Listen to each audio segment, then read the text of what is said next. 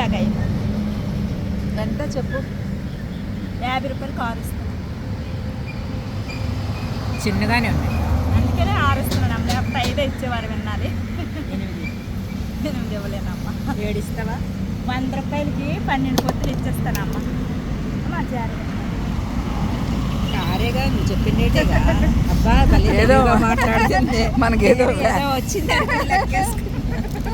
అమ్మా వాళ్ళే నవ్వుతారు. మన మంచితనం కొద్ది మనము ఇచ్చేయాలి కదమ్మా. నవ్వకపోతే కోపం పడితే మన వ్యాపారం కొంత మంచిదే లేము ఎక్కడ కూడా అన్న. అదేటమ్మా అమ్మా, మన నవ్వే మనకు సగం భాగ్యం అమ్మా. ఏడు పట్టుకెళ్ళిపోతాము. మనం ఉండి 2 రోజులు, మనం ఎన్నో రోజులు కాదమ్మగారండి. ఈ 3 రోజులు ముచ్చటికి ఎందుకమ్మా నలుగురు తరచు చెప్పడానికి తీసుకోవడము. అమ్మా మీ ఊరికే స్టడీ వస్తుందమ్మా, మీరు నమ్మట్లేదు. తప్పు కదమ్మా, మీవి డబ్బులే.